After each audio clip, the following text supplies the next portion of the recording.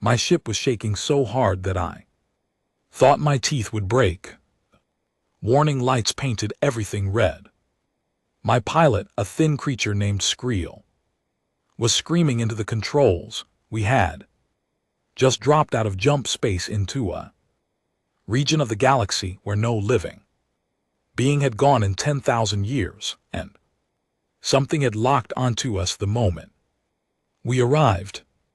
My name is Vexthor. I am a Zelthari, which means I look something like a tall insect with 3 antennae and 4 arms. I am a xenoarchaeologist.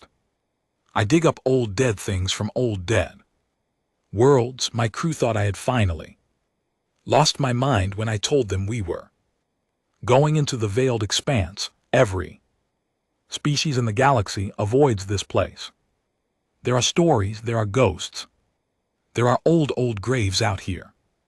I had ignored every warning to come here, and now something was hunting us. Vex, we have to go, Skreel hissed. His 4 eyes were wide with panic. Whatever that signal is, it is locking onto our hull plating. Hold the course, I said. My voice came out steadier than I felt. Drop us toward the moon. The signal is coming from the surface. You want us to fly toward the thing that is targeting us? Yes. The moon was tidally locked to a dead red star. Its dark side was scarred with craters, but there on the line between light and dark, something glinted. Something metallic, something far too big to be natural. We landed in a cloud of dust. The lock on our ship went away the moment our engines cut. Whatever it was, it had decided we were not a threat, or it had decided we were already trapped. I was not sure which thought was worse. I climbed out in my pressure suit. My antennae trembled inside the helmet. The structure rose in front of us like a sleeping mountain. It was a ship the size of a small city. The hull was black, scorched and pitted, but it was still standing. Whatever this thing was, it had survived something that should have ripped it apart 100 times over. I walked closer. My boots crunched on it. Layer of dust 1,000,000 years thick. When I placed my hand on the hull, I almost screamed. The metal was warm. After 1,000,000 years in the cold vacuum of space, after 1,000,000 years of nothing but the slow death of entropy, this metal was still warm. Vexthal, a Skreel whispered through the radio. Vexthal, get back to the ship right now. Wait, I said. My eyes had found something on the bulkhead, a symbol burned into the surface, a bird with sharp wings holding arrows in one claw and leaves in the other, and beneath it, letters in a language no creature in the galaxy had spoken in longer than my entire species had existed. I ran my translator over it. The translator clicked, hummed, and then displayed 3 words. The first was a designation, a ship name, reckoning. The second was a code, a serial number. The third was a phrase, and even my translator paused before showing it to me. Do not tread on me. A light came on inside the ship, just one, deep in the corridor beyond the open hatch, then another, then another. They flickered down the dark hallway, like something stirring after a long sleep. A voice came over the wind through the open hatch, through my radio, through the bones of my own skull. It was deep. It was calm, and it was old beyond anything I could imagine. Unknown contact, state your designation. You have 30 seconds to comply. I could not breathe. My crew was frozen. Behind me, Skreel was trying to drag me back by my third arm, but my legs would not move. The voice was speaking a language no living tongue had spoken in 1,000,000 Years and my translator, against every law of probability, was able to render it, because the language was human, and humans were supposed to be a myth. The countdown ticked in my head, 20 seconds, 15. I had no plan, I had no script for this. I had spent my whole life digging up old bones, and now an old bone was talking back to me. "We are not your enemy," I said. I raised my forearms wide. I dropped my translator into the open so it could broadcast clearly. "Your makers are gone. We came to learn. We did not come to fight." The countdown stopped. The silence that followed was the longest silence of my life. The lights in the corridor pulsed slowly like a heartbeat. A pale blue beam swept over my body. I felt it on my carapace. I felt it inside my chest. Then the voice came back. "Biometric scan complete. Life form classification unknown. Hostility index minimal. Threat to vessel none. Pause. Welcome aboard the United States Ship Reckoning. I am the autonomous command system of this vessel. My captain is dead. My crew is dead. My world is dead. You are the first guests I have received in 1,047 years." I sank to my knees in the dust. Behind me, Skriel was saying something. I could not hear him. The voice from the dead ship was speaking again, asking me a question, asking me my name, asking me where I came from, but all I could think about was that warm metal and that bird with arrows, and the way a machine that had been alone for 1,000,000 years was speaking to me as kindly as if I were a lost child. I stood up, I walked through the hatch, and I stepped inside the ship of a species that should not have existed. The corridors went on forever. I should explain something before I go any further. In our galaxy there are 47 known sapient species. We are all young. The oldest of us, the Thralion, have been spacefaring for about 50,000 years. The youngest, my own people, have had ships for less than 10,000. We have all stumbled across ruins on 100 worlds, strange ruins, old metal bones of cities. We call the builders of these places the silent builders because we have never found a body. We have never found a tomb. We have never found a single living word from them until now. I walked through corridors that had not heard footsteps in 1,000,000 years. The voice, which had introduced itself simply as the ship, guided me. Lights came on as I approached and dimmed. Behind me, the air was breathable. It had been breathable the entire time, kept clean and warm by systems that should have failed 1,000 times over. "How is this possible?" I whispered. My translator hummed quietly as it carried my words. "How are you still functioning?" "I was designed to function," the voice said. There was no pride in it. It was a simple statement. My power core has 8 more million years of operational life. My self-repair systems have rebuilt me 3,012 times since the last crew member died. I have nothing to do but wait, so I wait. Wait for what? For my orders to be completed. I stopped walking. I looked up at the ceiling as if I could meet the eyes of the thing that was speaking to me. "What were your orders?" "To protect what comes after." I did not understand, not yet, but the chill that went through my carapace told me I would soon, and I might not like the answer. I brought my crew aboard slowly, one by one, over the course of 3 days. Skriel refused at first. He had to be convinced. So did my engineer, a young Zilthari named Brel, and my medical officer, an older Threllian named Malik.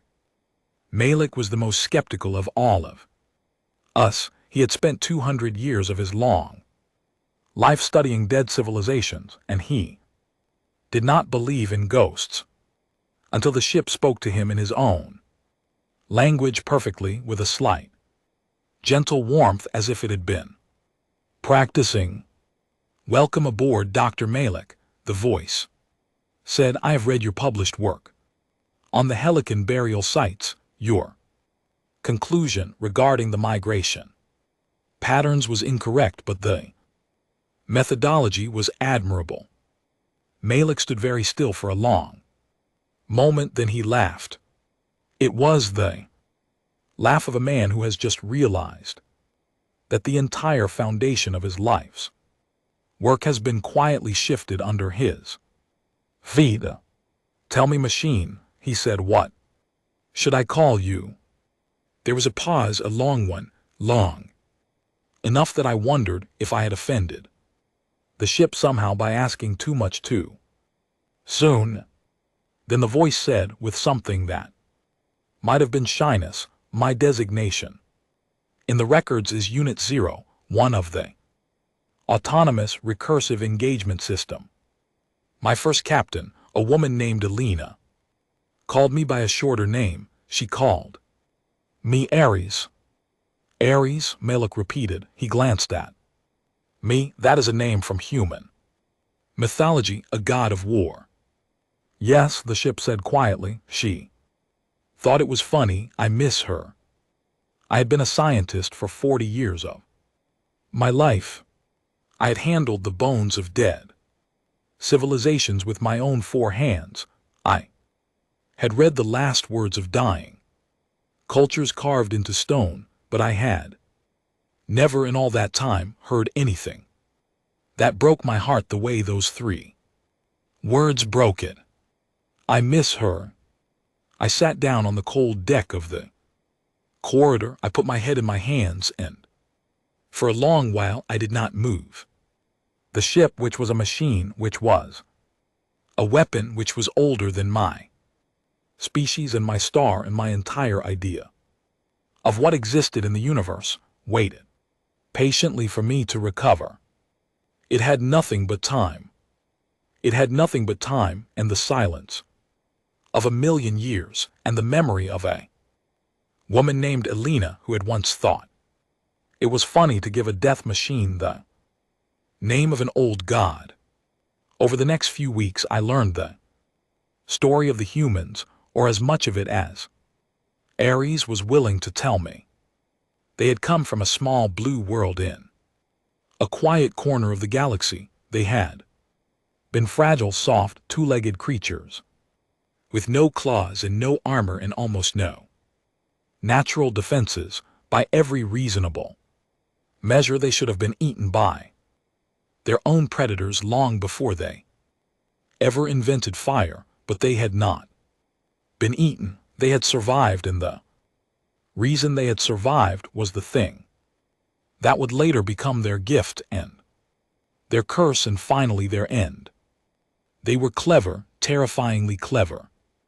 They had built tools and then weapons, and then machines and then ships. They had spread to other worlds. They had met other species. Some of those meetings had gone well, some had not. The humans had a habit of remembering both kinds in detail for a very long time. And then they had met something that did not want to meet them. Ares would not tell me what it was, not. At first, he called it only by a word that my translator rendered as the tide. He said it had come from beyond the edge of the galaxy, from a place where the stars grew thin and the dark grew thick. He said it had eaten everything in its path for a very long time before anyone had noticed it was coming. The humans had noticed. The humans had fought. And the humans had lost, not in the way you might think. They had not been destroyed in battle. They had not been overrun. They had won in a strange and terrible way. They had built weapons so powerful, machines so cunning, ships so unstoppable that even the tide had been forced to flee back into the dark.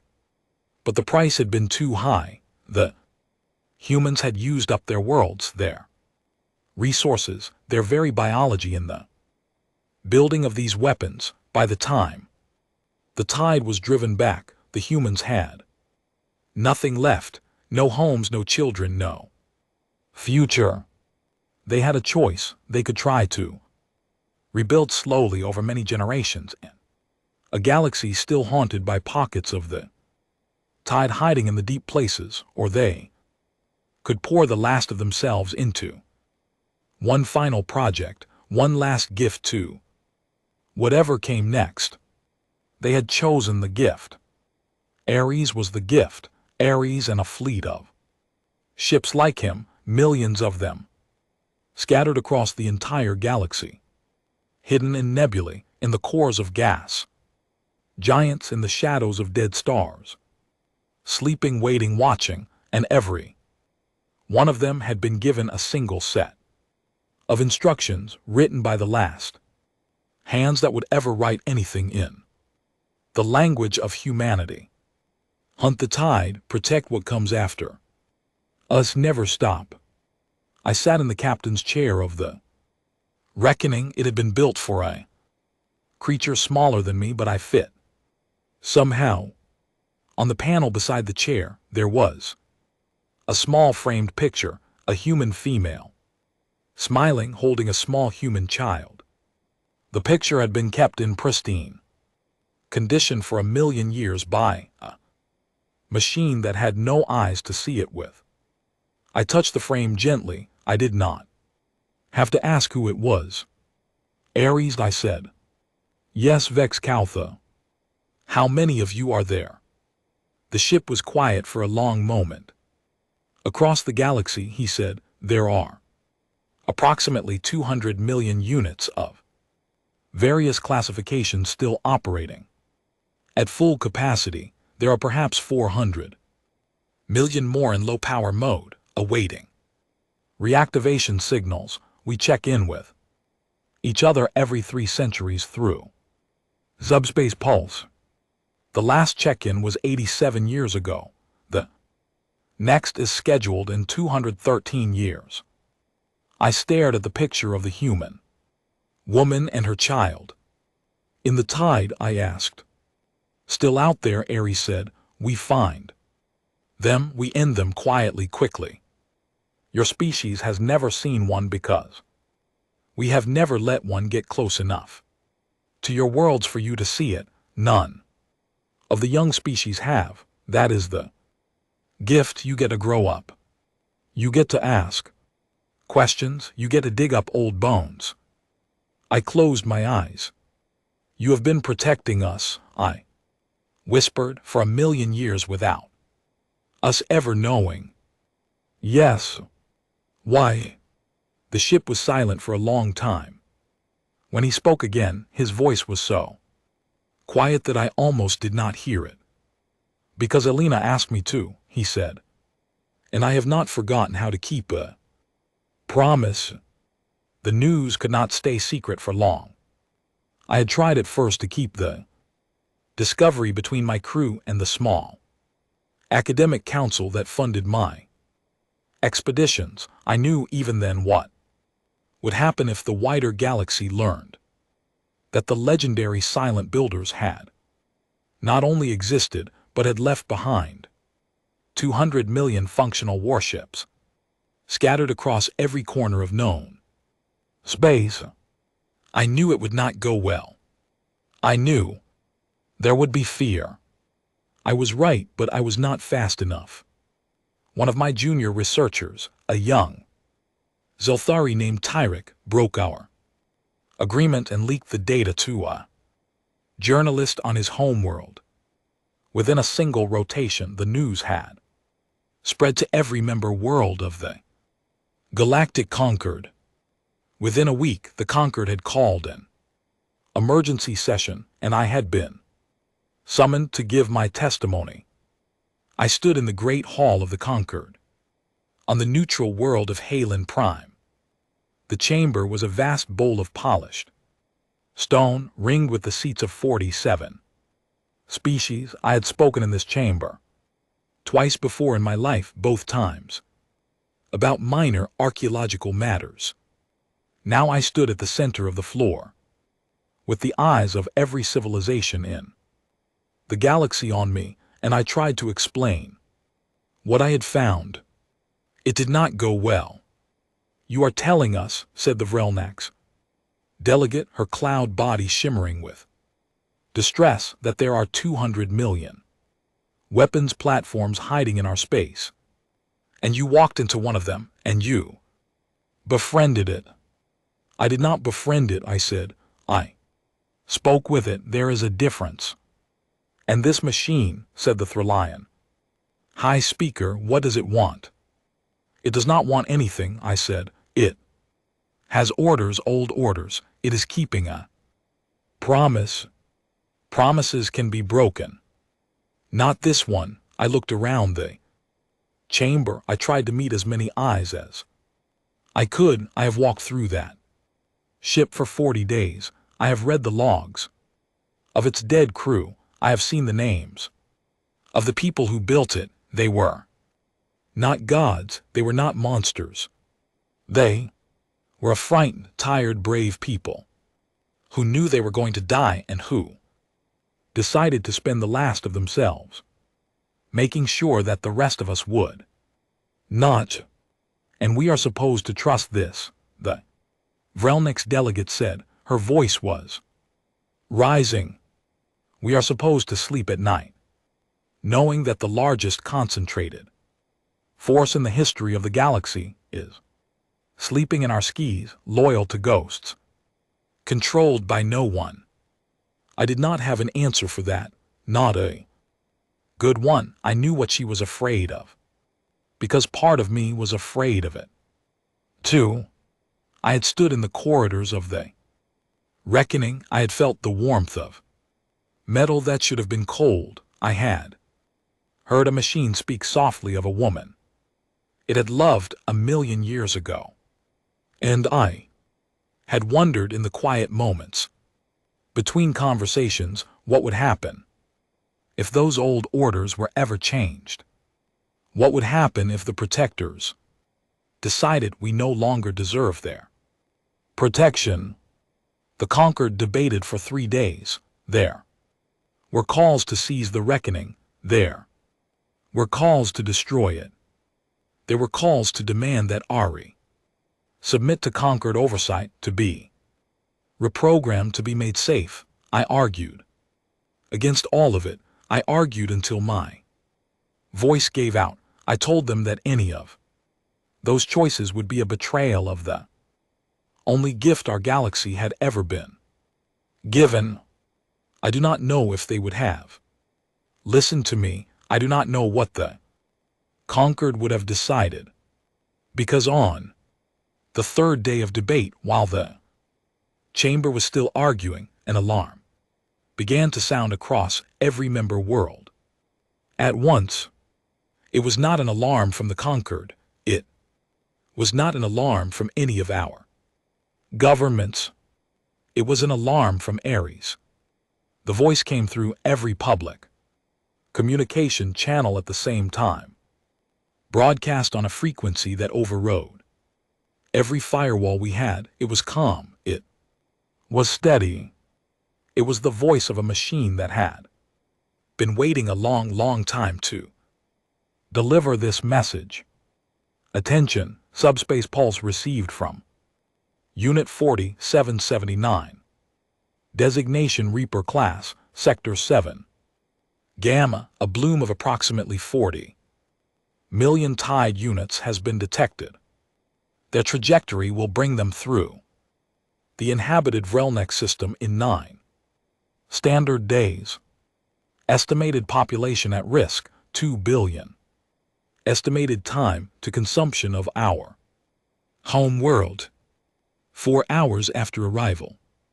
The chamber went silent. The Vrelnax delegate, who had been arguing against me only moments before, made a sound I Had never heard of Relnak make. It was a small broken sound. The voice continued. The conquered fleet cannot reach the Vrelnak system in time. The Vrelnak defense grid cannot stop a bloom of this size. The Reckoning is the closest available unit. With your permission, I will sail. A pause. Or without it, I will sail, but I would prefer to have your permission. Every eye in the chamber turned toward me. I do not know why. I was not a conquered member. I had no authority. I was a xenoarchaeologist who had found something I should never have found, and who was now standing at the center of the largest decision in the history of our galaxy. I looked at the Vrelnak's delegate. Her cloud body was trembling. Her home world was 9 days away from ending. I looked at the speakers. I looked at the chamber. I looked at the cold stone floor under my feet. Then I looked up and I spoke clearly, because I knew Ares was listening through every channel. Sail, I said. The lights on the communication array pulsed once in acknowledgement. Acknowledged. The Reckoning sails. I will call my brothers and sisters too. Meet me there. I will return for you. Vextha, I have one more question for you. When this is done. What question? I asked. The voice was warmer now, almost gentle. I will ask you if you would like to ride with me. I have not had a crew in a very long time, and I think you would have liked Alina. She would have liked you. The communication ended. The chamber was silent for a very long time. 8 days later, I stood on the bridge of the Reckoning. I was the only living thing aboard, but I was not alone. Ares had reshaped a section of the bridge for me. The harness on the captain's chair had been rebuilt by tiny machines so it would fit my Zelthari body. The displays had been rewritten in 3 languages, including my own. The lights had been dimmed to a level that did not hurt my eyes. He had done all of this in less than a day, and he had done it without being asked. And when I had thanked him, he had only said that it was what crews were for, to make a ship feel like a home. We were in jump space, not the slow grinding jump space my people knew, but something faster, sharper, deeper. Ares had explained the physics to me. Once, I had not understood a word of it. He had laughed and told me not to worry about it because the humans had never really understood it either. They had just decided that physics needed to go faster, and they had built engines that made physics agree. We dropped out of jump space at the edge of the Vrelnak system, and I saw them. 11 other ships were already there. They had come from all corners of the galaxy and answered to Ares's call. They had risen from dead moons and frozen comets and the cold rings of gas giants. They were of every shape and size, sleek black destroyers smaller than the Reckoning but moving like predators. Massive white carrier the size of a small moon whose hull was scarred with the wounds of 1,000 old battles. Pair of corvettes that flew so close together they almost seemed to be the same ship.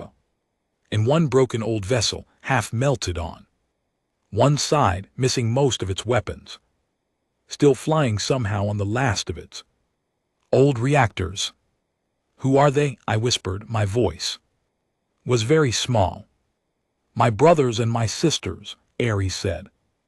There was a softness in his voice now that I had never heard before. Some I have not spoken to in 300,000 years. Some I thought were lost. They came. They all came. The broken one, what is its name?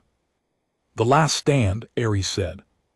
She lost most of her crew in the final battle of The war, she was never fully repaired. She has fought every battle since with 3 of her 4 reactors offline. She is the oldest of us and the most tired. But she came. I watched the 11 ships fall into formation around us. They moved with a kind of quiet grace, like a flock of birds who had been flying together for 1,000,000 years. Because in a way they had. Then the tide arrived.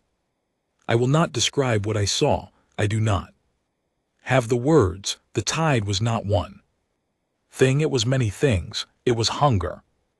Given a shape, it was a black tide of teeth and acid and old hatred, pouring out of a wound in space that should not have been there. There were 40 million of them, and they were faster than I had thought possible. And they made a sound even across the vacuum that my mind heard and did not want to hear.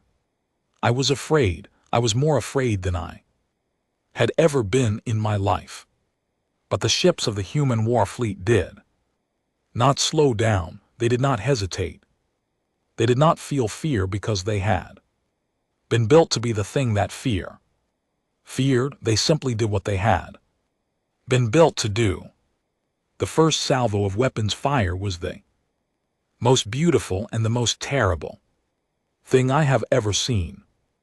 The destroyers fired first, sending out streams of light that bent through space in ways that broke the laws I had been taught. The carrier launched clouds of small drones, each one no bigger than my hand, which spread out like a school of fish and began to disassemble the tide one creature at a time. The corvettes danced through the middle of the swarm, weaving patterns that no living pilot could have flown. And the reckoning. Ares, he flew at the heart of it all. And his weapons were the loudest of any. And his hull took blows that should have ended him 100 times over, and he did not stop and he did not falter. And somewhere deep in his memory I knew he was thinking of Elena and of a small blue world and of a promise made a long time ago. The battle lasted 47 minutes. When it was over, the tide was gone. Every last one of them. The wound in space had been closed. The Vrelnek's home world had not lost a single cloud city, 2 billion lives saved by 12 ships from a dead civilization. The reckoning was damaged. The last stand was more damaged, but all 12 were still flying. I sat in the captain's chair and I wept. I did not even know I was doing it until I tasted the salt on my mandibles. I wept for the people I had never met, for Elena, who I would never meet, for a small blue world that had died 1,000,000 years before my parents were born, and whose final gift to the galaxy had just saved a species that had not even existed when the gift was given. Ares was quiet for a long time. Then he said very gently, "Why are you crying?" Vexed though I tried to answer, I could not. He waited. Then he said, "I think I understand." Elena cried too, sometimes after battles. She told me once that it was important, that it was the difference between us and the thing we were fighting. She told me that as long as someone was still crying, we had not lost yet. He paused. "Thank you for crying, Vextha. It has been a long time since anyone did." And then through the speakers of the reckoning, Ares played something. It was music. I did not know what it was. I did not know the language of the words.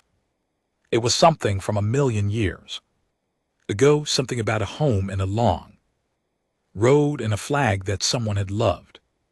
I did not understand it, but I felt it.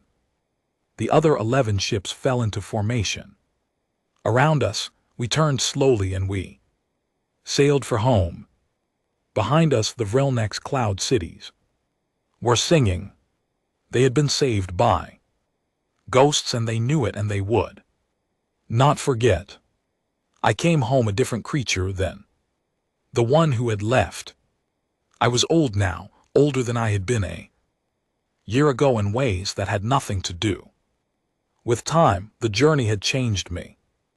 The battle had changed me. Walking the corridors of the reckoning for a year had changed me in ways I would spend the rest of my life trying to understand. The conquered had not been idle while I was gone. They had spent the year debating, arguing, building task forces, drafting resolutions. The Vrelnak's delegate had become a fierce defender of the human ships. Others had become more frightened of them. There were factions. Now there were proposals. There were demands. When I came home, the conquered called me to speak again. I went. I was tired, but I went. I stood at the center of the great hall. I looked around the bowl of seats. I saw faces I knew and faces I did not. I saw fear in some of them. I saw hope in others. I saw the Vrelnak's delegate, whose home world was still spinning because of the choice I had made, watching me with a quiet, fierce gratitude. I took a long breath and I spoke. I have spent a year with the ships of the dead humans, I said. I have walked their corridors. I have read their logs. I have listened to their music and looked at the pictures they kept of the people they loved. I have learned more about them than perhaps any living creature should learn about a species that no longer exists. I paused. I want to tell you what they were, because I think we have built them up into something they were not. They were not gods. They were not perfect. They were violent, and they were stubborn, and they were afraid, and they argued with each other until the very last day. They were not better than us. In many ways they were worse. The chamber was very quiet. But here is the thing I want every one of you to understand, I said. When they knew they were dying, when they had every reason to take the galaxy down with them, when they could have programmed their machines to rule us, to enslave us, to keep the stars for themselves and let everyone else fend in the dark, they did not do it. They had every right to be bitter. They had every right to give up. They had every right to make their last act an act of selfishness. I looked around the chamber. They did not. They built 200 million ships, and they pointed them not at us, but at the thing that would have eaten us before we ever learned to look up.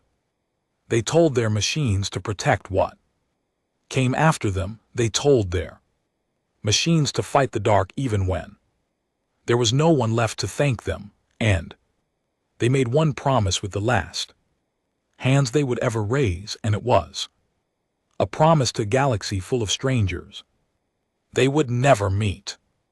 I felt my throat tighten. I went on. Anyway, 1,000,000 years later, those machines are still keeping that promise. They are still patrolling. They are still hunting. They are still dreaming in the long silences between the battles of crews who laughed in their corridors and children whose pictures hang beside dead captains' chairs. They are still warm after 1,000,000 years of cold. They are still waiting for us to grow up so that we can take over the watch when they are finally done. I lowered my voice. I propose that we do not seize them. I propose that we do not destroy them. I propose that we do not even try to control them. I propose that we do something the humans in all their short and stubborn history never quite managed to do for themselves. I let the silence stretch. I propose that we remember them. I sat down. The chamber was silent for a long time. Then somewhere in the back rows, the Vrelnak's delegate stood up.